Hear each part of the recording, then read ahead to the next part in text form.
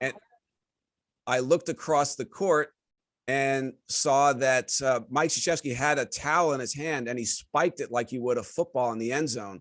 And that image always stayed with me. And afterward, I believe he said it was because he felt that the Sean Woods shot for Kentucky was not a worthy end to such a classic game. And of course, the Leitner shot was. And I recall afterward in that press conference, I asked Mike, outside of strategy, what did you tell your team in that final huddle? And his answer was, we'll win the game. We're going to win. And I know players that I talked to going back to that huddle with just over 2 seconds left, they were thinking of the beach, playing some golf. The season was over. Okay, well, at least we won the national championship the previous year. We're not going 2 in a row. But in that huddle, and Grant Hill's father was behind the bench, Calvin Hill told me, you could tell that Coach K sort of won them over in that huddle and got them to believe that the impossible was possible. We can pull this off and win this game. And they did. And so from that night on, and again, I know it's 30 years later before I came through with this book, but I've always been fascinated by him, how he built that program into a dynasty. And I've found him to be a distant, somewhat mysterious figure, maybe not as mysterious as my previous subject, Bill Belichick, but enough so where I was fascinated and intrigued by him. And that's why I set out to try to do the definitive work on his life. And hopefully I pulled it off. Yeah, I think interesting you brought up that huddle. I feel like there's these pivotal scenes that come up again and again in Coach K books, and that huddle comes up with 2.1 seconds left all the time. And, it feels like it's all been written about, but you added a lot of, enrichment on, Calvin Hill's thoughts. And so how do you research and go about your process of, enriching those anecdotes that have been documented, as well as, adding new ones, especially when the main subject, won't talk to you? Well, Hank, there's obviously nothing easy about a project like this, but it was actually easier than my previous one. Bill Belichick not only didn't talk to me, but he asked a lot of people around him not to talk to me too. So he put a lot of hurdles in front of me like he does his players. So I almost felt like one of them at certain points. And at the beginning of that process, I felt like I was standing at the base of Mount Everest looking straight up. And after 360 interviews, I felt like I did have a defining portrait of him and his program. And I think the Patriots are like the Kremlin. I would say Duke is more like the CIA, a little more user-friendly. And so I wasn't surprised necessarily when Mike Krzyzewski said, okay, I'm not going to give you interviews, but I will not block anyone from talking to you. So he actually made it a little bit less of a challenge, though it was still challenging. And he lived up to that. And I know he was asked the other day in a press conference about the book. He said he hadn't read it yet. He will read it in the off season. And then he said some kind words about me as an author. And I just wondered afterward if he felt that way, why he didn't cooperate and grant me some interviews. But I think he felt all along, and he didn't say it this way, but why should I give you all my stories for free without any editorial control over the book? And that's a pretty good question. And frankly, I don't have a really good answer to that question. I don't think I blame him for that. Maybe I would have felt the same way. And he certainly didn't owe me anything. But it's really all about just talking to as many people as possible who from every phase of his life. And he allowed me to talk to his best friends from Chicago growing up, his gang called the Columbos, and all the way through the rest of his life, assistant coaches, friends, adversaries, players, officials, administrators, you name it. And he never got involved and tried to stop any of that. So it's pretty simple. It's hard, but it's simple. Talk to as many people as possible who had a role in this person's life, and then weave together the narrative tale.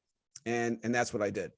Yeah, it felt like while I was reading, you do weave in, some quotes from Coach K. It almost felt like you did talk to him organically. Was that from other sources or from people's retellings of what he said, or how do you incorporate that? I've interviewed him over the years. We had a long conversation, I want to say 2015, 2016, for instance, where I was writing for ESPN.com at the time, and they were interested in a story after the one and done, after Coach K had embraced the one and done era in college basketball, had he become John Calipari effectively. So I called him, he returned the call. We had a long conversation about, and I think I'm 57 years old. And those of us who were there in the Philadelphia Spectrum, for that magical moment against Kentucky. And 37 years of doing this, that might be the best sporting event, that and Tiger Woods winning the 2019 Masters, that I've ever covered. We never thought that the Duke program would ever be about the one and done players, almost an NBA training ground, just given the academic prestige of the university and the way Mike preferred it. We always thought it would be Grant Hill, Bobby Hurley, Christian Laettner, 4-year players. So it was quite a leap. And he was gracious enough to spend time with me, a lot of time talking about that and basically saying, yeah, I am a one and done coach now. And there've been other interviews I've had with him. I've attended press conferences like the one I described after the great game against Kentucky. And there are obviously, with press conferences, you're talking about public domain, and there are plenty of transcripts out there, asapsports.com and other places, of pressers I didn't attend, but had access to those quotes as well. And then other books, magazine articles, newspaper articles, some that I wrote, some that I just read, I would cite in the back of the book as source material. So when a figure doesn't cooperate, that person's voice can still be a fairly big part of the book. And I think it was in this case. Mm-hmm.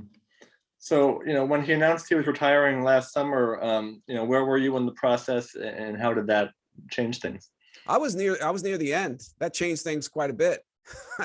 So I thought that he was near. I knew he was thinking about it and talking about it with Mickey, his wife, and his daughters. And they always make family decisions. Certainly that was a family decision. But I had to start reporting again because of the succession plan. I got a tip early on that John Shire, who obviously ended up being appointed successor in waiting, was not the first candidate to be offered the job, and Tommy Amaker was. So some people knew about it, and I was able to reach out to those people. Some were willing to comment, others were not. And so that changed things because that was a very interesting development and how that played out. And in a sense, it was really the first time that Coach K ever competed against Duke, because Duke administrators wanted to hire Amaker and Mike wanted to hire Shire. And it was a little bit of a test of wills. And Mike Krzyzewski did what he always does. He won. And that's why John Shire will be coaching in Cameron next year. So just elaborate on that. You say in the book that Amaker was Vince Price's preference, and that sources told you Amaker was told the job would be his if he wanted it. I mean, it's semantics. Was he offered it? If would Duke really have gone against his wishes if Amaker had said, "I don't care about your blessing. I'll take it." Well, Hank, we had to get you that book in your hands early, so we sent you the proofs, basically the galley proofs. And so that Amaker part was a bit updated later after more reporting. It's really the last thing I did with the book was finish out the reporting on Amaker, Shire, Krzyzewski versus the university in that succession plan. And so there's a little bit more information in the book that came out Tuesday about that.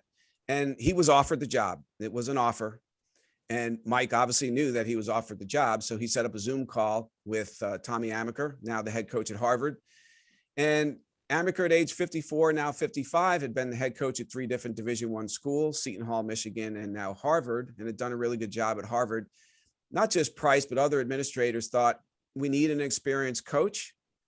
John Shire doesn't have that experience. I think they all liked him and thought he was a very good candidate, but obviously had never been a head coach before. And so Amaker gets the offer, and Mike ends up talking to him about that. And they were very close. And Tommy Amaker was a very big part of the Coach K Duke family. So it was not an easy conversation. It was a very difficult conversation. And Mike explained to him, now, if you come aboard for a year as a successor in waiting on staff, I have to demote Nolan Smith, who I just promoted from director of basketball operations after Nate James left for the Austin Peay job. And that's a difficult thing to do. Plus, might be an awkward dynamic between you and John Shire for a year, but you would have to leave Harvard. And I just don't think that's what's best for the program. Now, I'm told through sources that Amaker could have said, sorry you feel that way, coach. I'll see you in 2 weeks. It's a dream job and I have to take it. But he decided that with Mike keeping his office on the 6th floor and being around, that it would be an uncomfortable existence. I have a great life at Harvard. My wife has a great job. So he decided to stay. And that's how John Shire became the head coach. Well, backpedaling from that, I guess we can return to it in the Q&A if the audience wants to know more. But just in general, do you have a favorite scene or anecdote in the book that you thought was most illuminating about Coach K that maybe hadn't been reported before? There's so many. I think one that just, you asked that question, it comes to mind immediately, and I don't know why it does, but in his second year at Duke, and I think you've all heard the stories about how Mike was nearly fired in the early years, the boosters, the Iron Dukes, and the concerned Iron Dukes, they were called later on, wanted him out. There were alums, there were students, faculty members, even administrators who wanted Mike fired. Here you had Dean Smith wins a national title next door in 82. Jim Valvano wins it next door in 83. And Mike's losing to Wagner at home. So there was a lot of concern that he wouldn't make it. And he felt that. And in year two, even, this is fairly early in his second season, Duke loses at Princeton by 17, I believe. And it's not any shame. Princeton's a pretty good team, and losing at their place, there's no shame in that. But I think he felt already that he was losing hold of a dream job. And so after the game, an assistant coach at the time, Bobby Dwyer, and others were looking for Mike. He was nowhere to be found. And Bobby Dwyer walked down a hallway, and he later told me, he said, "I'm surprised you know this story," because I asked him about it. He said, "Nobody knows this story." And I had been told about this a few weeks earlier. And I was told Mike was crying in the shower after the game. And Bobby Dwyer said, "No, it wasn't in the shower." He said, "I walked down a hallway and I opened the door and I found him alone sitting there crying." And he was distraught. And he said, "Coach, can I do anything for you?" And he said, "No, I just need a minute." So already it's hard to picture that scene in his second year at Duke. Here's the greatest coach, I believe, of all time. I would put him slightly ahead of John Wooden. And he's so fiercely determined. It's hard to picture him in a room alone at Princeton crying after a loss. But so I don't know why that scene just came to mind, but it did. And I thought it was pretty profound, and it gives you a sense of where Mike was in that program when he first started out. Mm-hmm. I think that reminds me, I think that if I remember the book correctly, that's the game you talk about him talking to a few of Joe McGinnis's family members after that game, and you start the book with this Army point guard, Joe McGinnis, who sadly passed away a few years ago of cancer, and how Coach K really kept in touch with him as his coach and a mentor over several decades. So how did you kind of find that story, and why did you start the book with that?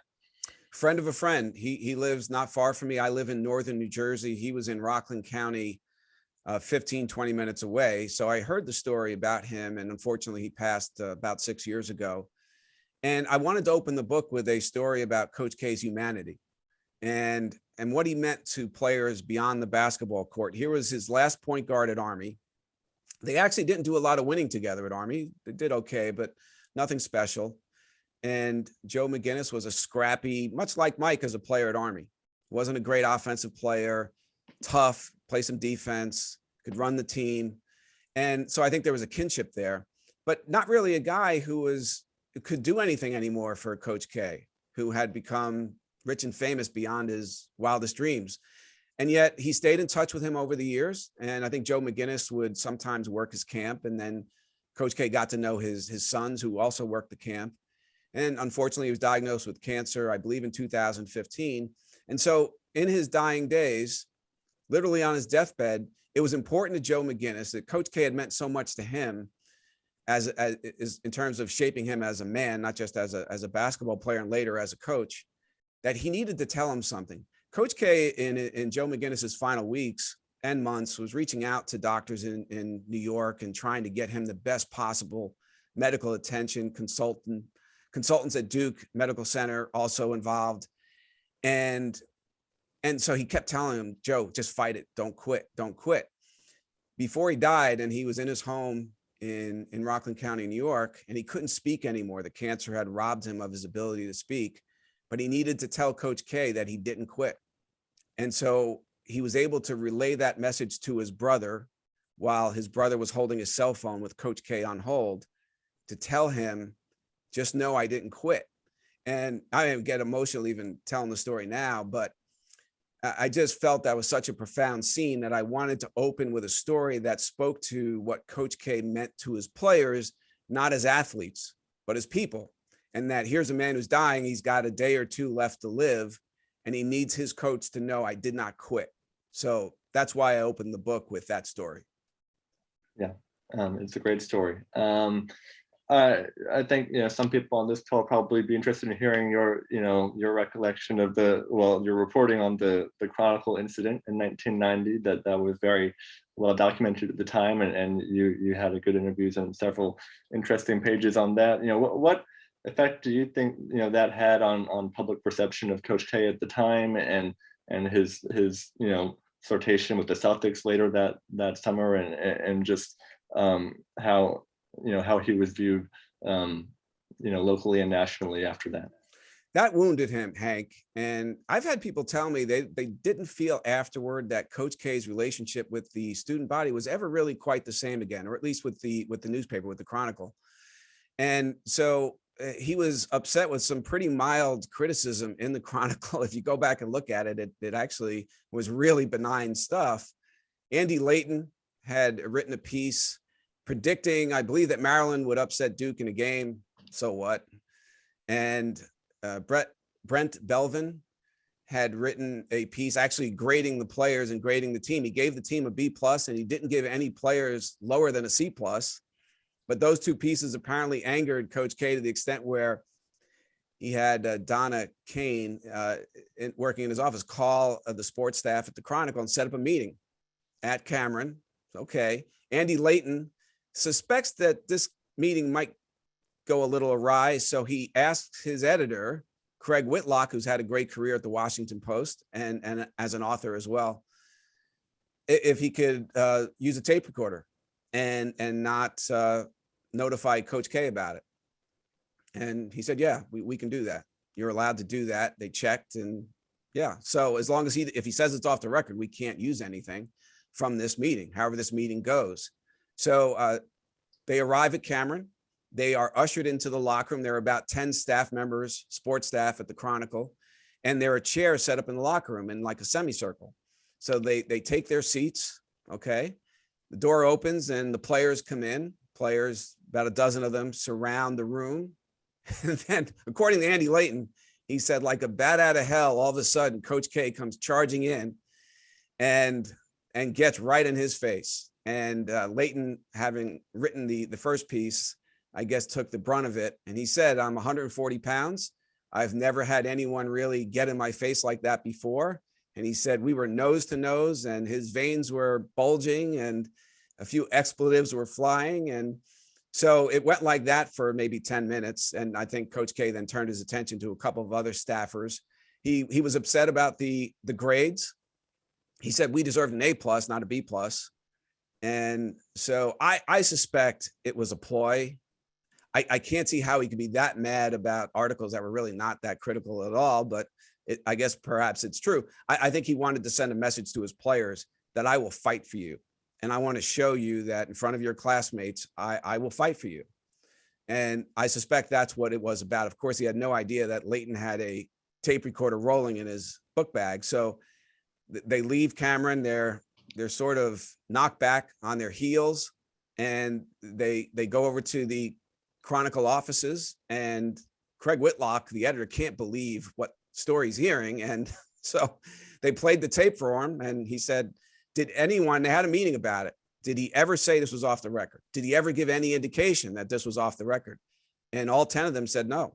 So he said, okay, we're going to run it.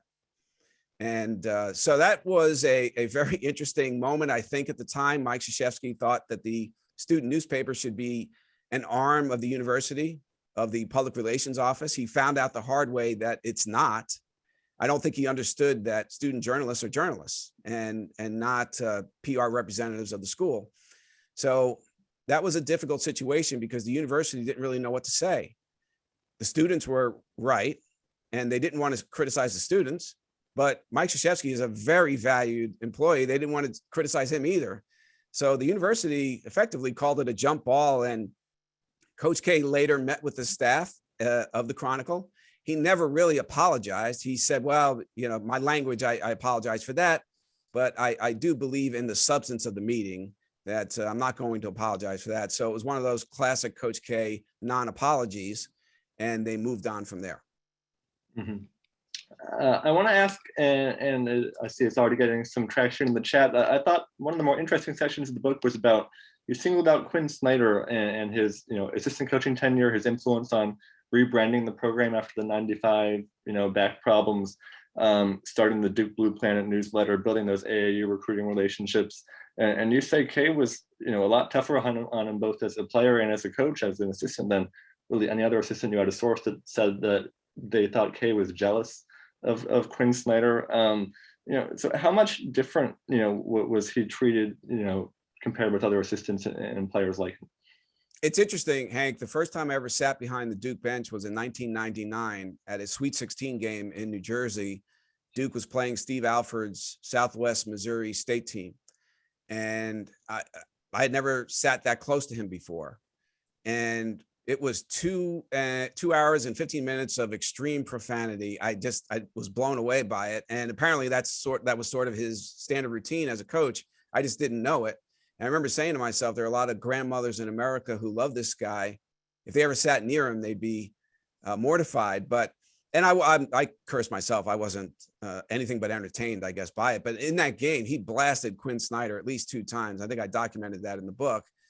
And that stayed with me. I was a little surprised that he would do that to an assistant coach with people listening that closely. So yeah, Quinn was a brilliant strategist. And if Coach K has a weakness, and again, I think he's the greatest coach ever in that sport, but his one weakness would be as a strategist on the offensive side of the ball. And Quinn had a million ideas on the offensive side of the ball. And I think K knew that. And players and coaches and everyone around that program knew Quinn Snyder was special. And so there was a little bit of father-son in that relationship too, but there was an awkward dynamic. And Quinn had all these ideas and they would come pouring out of him every day. And there were times when players told me, you could tell Krzyzewski got frustrated with that and just like, hey, Quinn, enough with the ideas. How about we just focus on what I'm talking about here? So anyway, I do think there's some love there. There's a lot of love there between the two of them. But as the source I quoted in the book saying that he snapped at Quinn more than all the coaches and players combined, I've heard that from more than one person. And so it's interesting too, because Bob Knight had a very awkward relationship with Coach K, mentor, protege. And I'm not saying that the Coach K Snyder relationship was exactly like that, but I think there was a little bit of that in there. Wow. Quinn has ended up becoming, I would say probably the most successful basketball coach in the Duke family as an NBA coach. Was there ever, any interest in him coming back as the head coach? I know there are NCAA issues, but from either side, was there any interest? I don't think he was ever a serious candidate. And I think once you're in the NBA and you're coaching the best players in the world, you're not interested in going back. A couple guys have done that. Rick Pitino did it.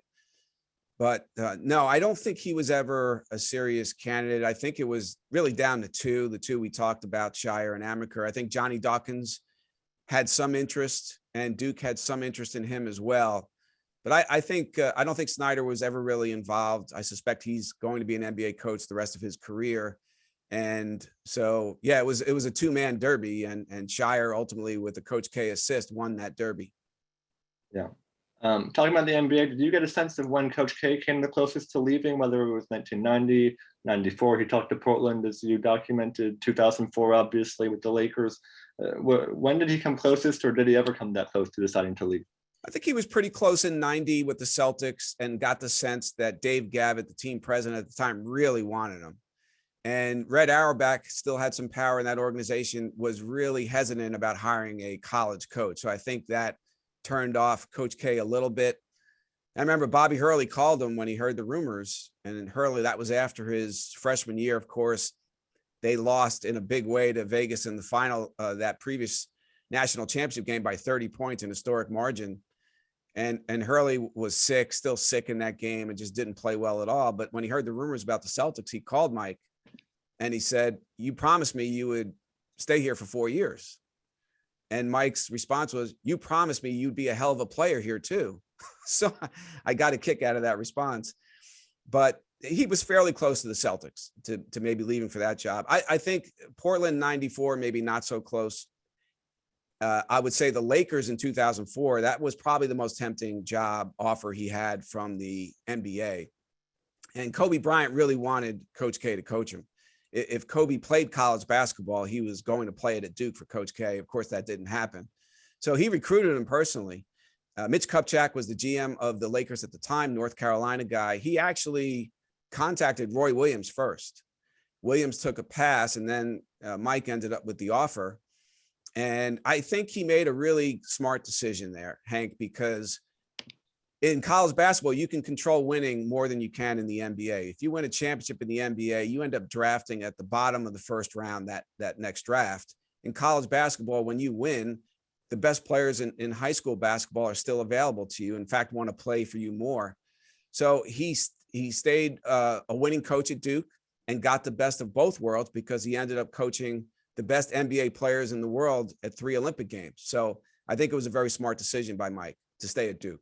Mm-hmm. The last question I'll ask, and then I'll start looking through some of y'all's great questions. I want to ask about, Bobby Knight. And, I think it's, I was aware that there was a rough patch, to say the least, between 1992 and the Final Four and the Hall of Fame induction in 2000. But I thought since then that, they were more or less on fine terms. Your book, showed otherwise, that they're not on speaking terms now. Were you surprised at what your reporting uncovered on that relationship? No, I had heard that going in, Hank, that their relationship was a non-relationship at this point. And not surprising, there were a lot of slights, more real than imagined, over the years that Krzyzewski endured and recovered from and kept the relationship somewhat intact. It seemed like he was doing most of the work in the relationship and not Bobby Knight. And there was a scene I have in the book in '96 in Madison Square Garden where Knight hid behind a curtain rather than come out and shake Mike's hand. And on the flight back that night, Indiana won the game, beat Duke. Mike was really upset about it. And he told Mickey on the plane, that's it, I'm done with this guy. But he would say that, things would pop up, and then he would change his mind and, hey, this is the guy who coached me at Army. This is my mentor. He raised me in the business. He helped me get the Army job. He helped me get the Duke job. He put me on the Pan Am game staff in 1979. So he owed him a lot. So he tried to keep that relationship alive. And even when, and Knight did a great job presenting him at the Hall of Fame in '01, but Pete Newell, the famous basketball coach and friend of both men, he's the one who told Coach K, you have to have Bob Knight present you at the Hall of Fame. Mike didn't want to do that. He did not want Knight there. He thought there was a chance Knight might embarrass him in that speech, but he didn't. Knight did a tremendous job. 2011, when Krzyzewski breaks Knight's record for all-time victories, 903, in the Garden again. After the game, Knight was doing that game for ESPN. Coach K goes up to him and basically hugs him and says, I love you, coach. Knight's response was, well, you did great for a kid who couldn't shoot. And it sounded like a funny line, but Mike had heard that same line 100 times over the years and was sick of it and didn't think it was appropriate on that night to say it, particularly since he led the Catholic League in Chicago in scoring back-to-back years in high school and just felt Knight wouldn't let him shoot at Army. So he complained that night about that. He said, how can you say that on this night? I could shoot, and why would you bring that up after I tell you that I love you? So they had all these issues over time, and they built up, and Knight was upset that Mike coached the Olympic team more than once. He thought that was wrong. He was upset that he wanted to scout international opponents for Team USA. Mike never returned that phone call when he called about that. And in 2015 at Pinehurst, at a West Point reunion, Mike approached Bob Knight's table, and Knight completely ignored him, just blew him off. And that was it. Krzyzewski walked out of the room, stormed out of the room, and some of his former West Point teammates followed, and he told them, that is the last bleeping time I ever try, and this time I mean it. And he meant it. My reporting shows that they never spoke again. Yeah. Going to some of the audience questions now, I guess, from Michael, going back to the succession plan, did you learn anything about how the Duke administration responded to Coach K putting a thumb on the scale and going over their heads and talking to Amaker and kind of pressuring him not to take the job? That's a great question. And I guess the short answer is not really. And I was really on deadline with the book at that point and just happy to get the information in the book. And Hank, you only got part of it in the galleys for a reason. I was up against it. And I just didn't have the time to find out, okay, how exactly did the university feel about what Mike did? It was more important to me to just make sure I nailed down the facts that he did it, that he did have that conversation with Amaker. In the months since, I found out they weren't thrilled about it. It was very awkward. They were disappointed that, and honestly, I think this is a conversation we should have. There were people in the administration who wanted an African-American head coach, and Black players had meant so much to Coach K and his legacy. And Tommy Amaker obviously would have been the first African-American in that position. And so there was that at play as well. And I don't think it was a story of race from Coach K's standpoint, because if Jeff Capel were still the associate head coach at Duke, he would have done the same thing for him, getting him the job like he did Scheyer. This was a story about influence and control. And Coach K knew that as much as he loved Tommy Amaker, a man in his mid-50s who had been 3 different places as a head coach has his own ideas on how to run a program. John Scheyer at age 33, never been a head coach, never coached anywhere but Duke. He's going to allow Coach K more influence going forward starting next season. And I think that was important to Mike. He doesn't have a lot of hobbies. He doesn't golf. He doesn't do a lot of reading. He does a little gardening around his house. He doesn't play a lot of golf like Roy Williams does. So he's going to be involved in the basketball program. And when he talked at his press conference about a continuity of excellence that he learned at West Point in succession plans, he meant it. And he thought it would be a lot easier to be involved and to maintain a degree of control with Scheyer in place as opposed to Amaker. Big picture question, broad question. What was the biggest surprise to you or misconception that you had going in that you rethought in the course of writing the book, from Peter? Peter, good question again. I would say the image of Duke as being the last shining city on a corrupt hill in major college athletics, the last place that does it the right way, that is a clean program, and that what that means to Mike Krzyzewski. So I thought going in, that's probably just as important to him as winning. And he might say that publicly. And I think it is important to him, certainly, to be that Duke is perceived as maybe the last bastion of doing it the right way in college basketball. We saw in the corruption trial in New York, the kinds of things that go on in recruiting. So I asked a lot of players that question. How important is that to Mike, that Duke is known as a clean program and does it the right way? And they said it matters to him, but it's not anywhere near the same level of importance as winning. That when he wakes up every day, his goal is to beat you, whoever you are, whether you're the opponent on the schedule that night or whether you're a reporter, an administrator that he has a disagreement with, whoever you are, his goal is to beat you that day. And that matters to him much more than anything else, including his image and the image of the program. So some assistant coaches push back on that, but I heard that from a lot of players, and I have to say that did surprise me. I guess it is a good thing. At the end of the day, when you look at his 42 years, a few issues did pop up with possible NCAA questions over 42 years. I think you can't run a program at the highest level for 4 decades without some issues popping up.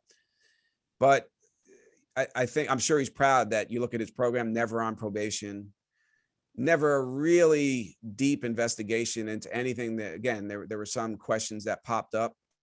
So I think he's proud of that, but I think he's a lot prouder of the 1,200 or nearly 1,200 victories he has behind him, and possibly a 6th national title as what would be a fairy tale ending to an epic career. Question from Mitchell. What did you learn about Mickey Krzyzewski that maybe you didn't even know, and her impact on Coach K's life?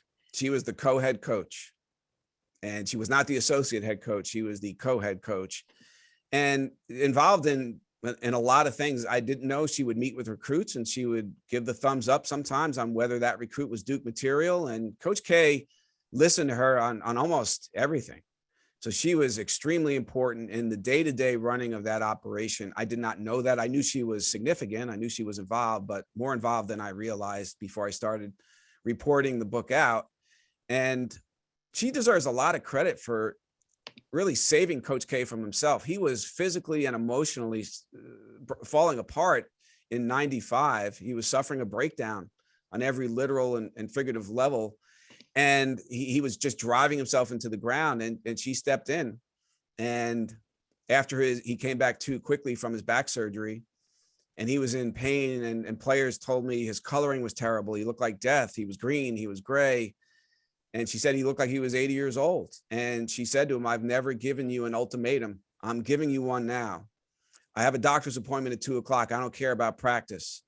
If you do not show up at that appointment, I'll know what you chose. I'll know you chose basketball over me."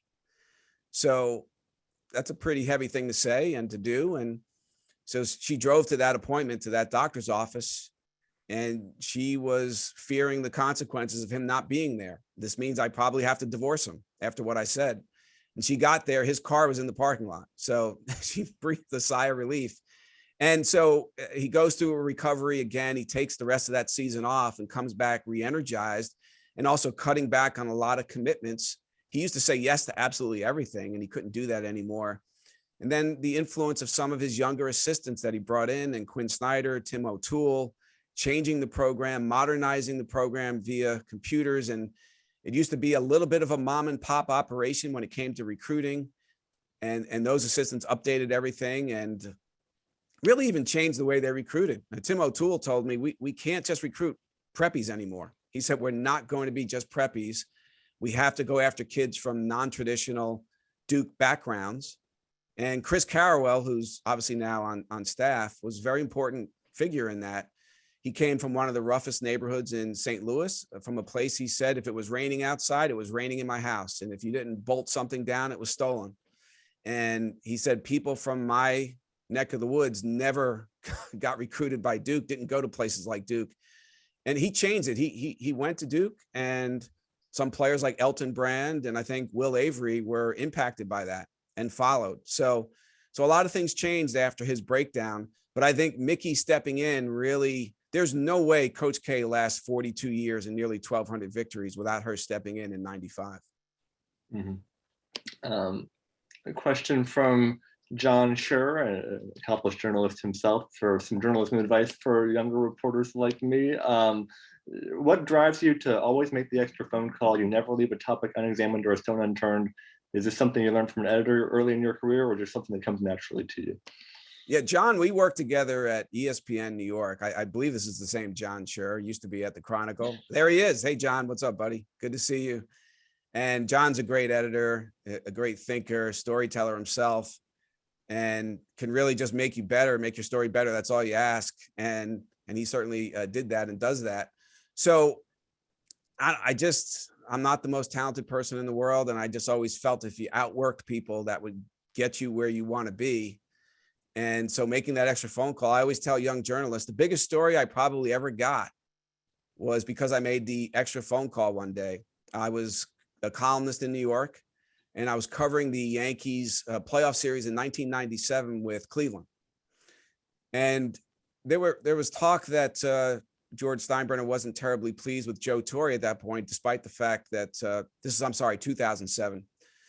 And Torre had won him 4 championships in 5 years, but the Yankees started losing playoff series after that, and Steinbrenner was getting frustrated. He had also had some health issues, and he's the most famous owner in the history of American sports. And I knew where he stayed whenever he arrived in New York. I knew the hotel he stayed at. And he hadn't given an interview in a year, and there were reports of his health being in serious decline, and also that he was not happy with Joe Torre. So the Yankees are down 2-0 in a best of 5. So now they have to win 3 straight sudden death games, or they get eliminated again in the postseason. And game 2 in Cleveland, if you guys are, many of you, too young to remember, but that was the game where the Midges came off Lake Erie and attacked the Yankees on the field. And Jabba Chamberlain, the Yankee pitcher, was literally swarmed by about 5 zillion bugs from Lake Erie. And the umpires didn't stop the game. It was amazing. And Joe Torre should have gone out there and forced the umpires to take his team off the field until they got the bug situation under control, but he never did. The Yankees lose that game. Steinbrenner went crazy over that. So that day, my assignment was to write a column on Roger Clemens, who was the game 3 starter, the next night. I did that. I was working on my I think my golf book on Arnold Palmer and Jack Nicklaus. I hadn't seen my wife. We hadn't gone out to dinner in probably 18 months, but that night we were scheduled to go to dinner. And it bothered me that I knew where George was staying. And I just felt like I got to make a call to that hotel and just see if I can get him. And so I did. I didn't even tell my wife I was making the call. And sure enough, he picked up, and I had to go through 2 operators. I was on hold, and I never thought he would answer, but he used to return most of my phone calls, but just given the state of his health and everything.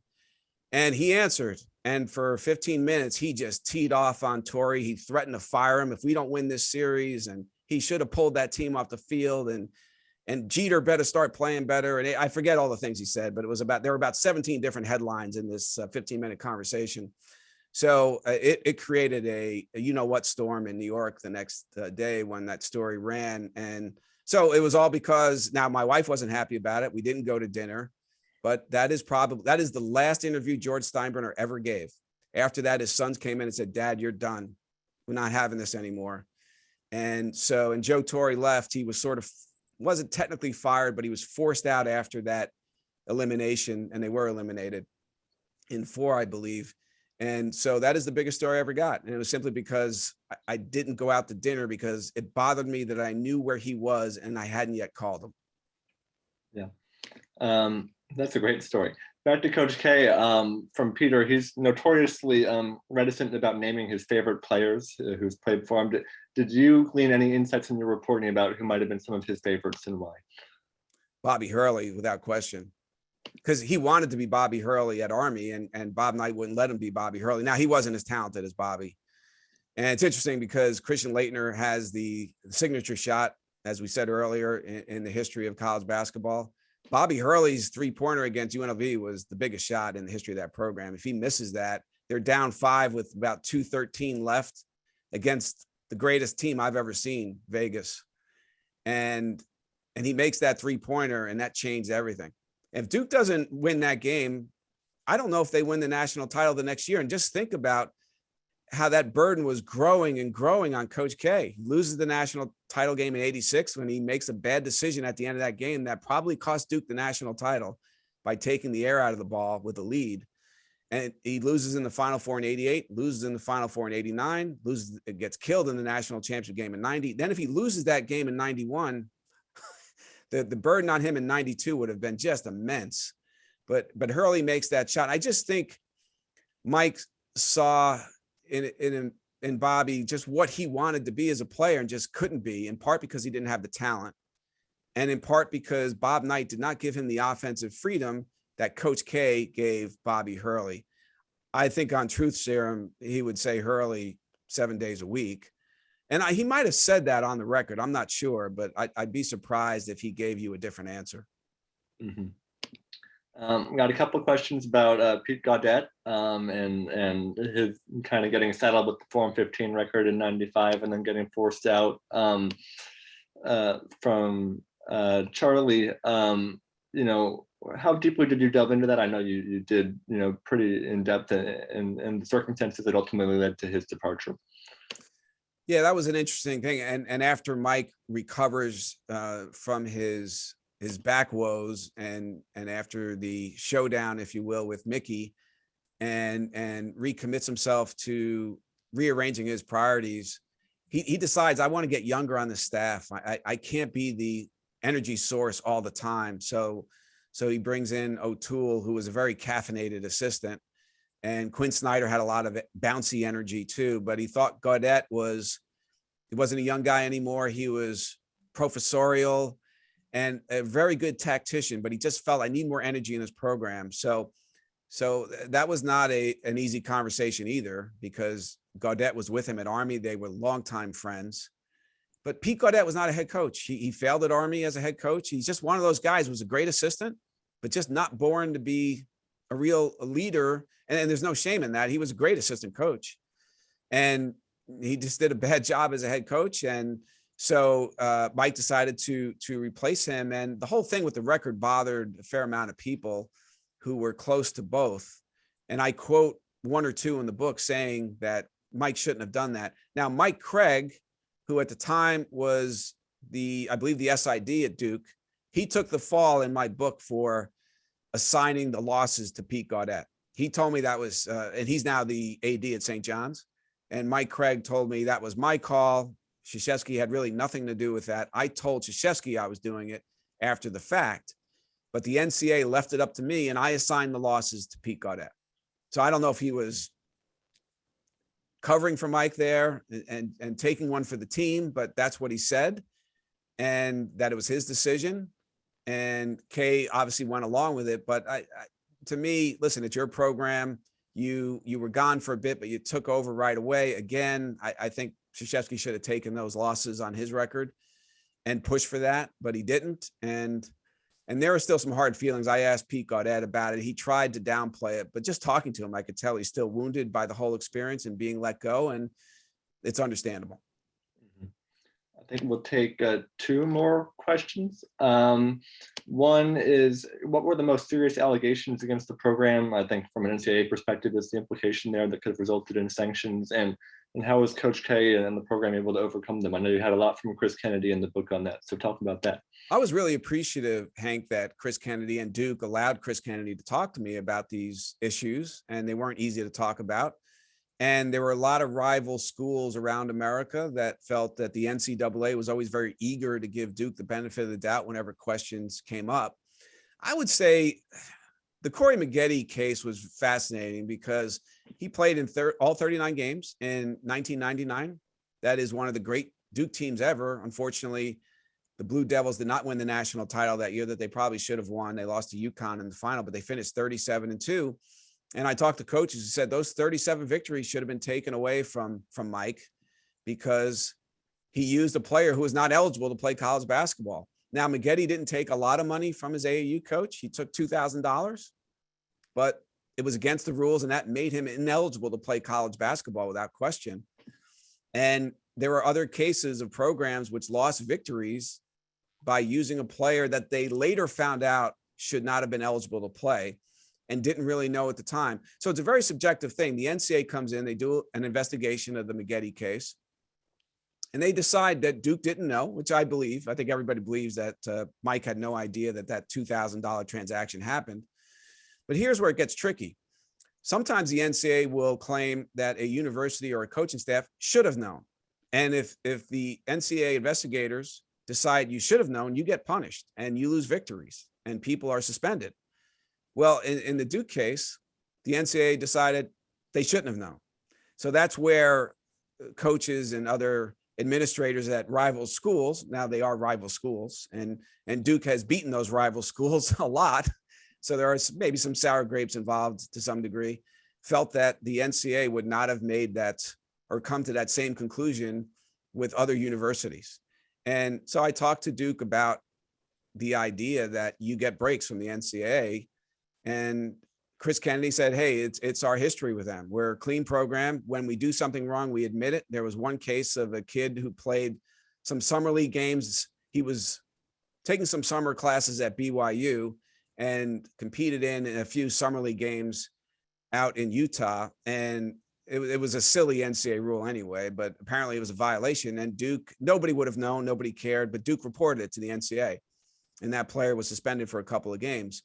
So that was Chris Kennedy's example that he cited, that the NCAA knows that. They know we are honest.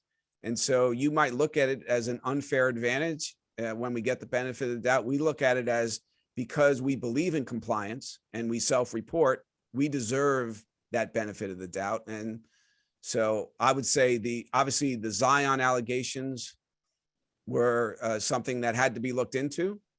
And so Duke did. And the one thing that struck me as odd about that case is the NCAA and Duke had basically what amounted to a joint statement. John Jackson of Duke released a statement where he said Duke and the NCAA have come to the conclusion there are no improper findings here and there's nothing to see here. And Sonny Vaccaro, the sneaker czar, and he's been around the college game for forever, he said that is the only time in all his decades of following college basketball where the NCAA and the university had like a joint statement. So there were some people who were not thrilled with that. But Duke says it's our great history of compliance and being clean.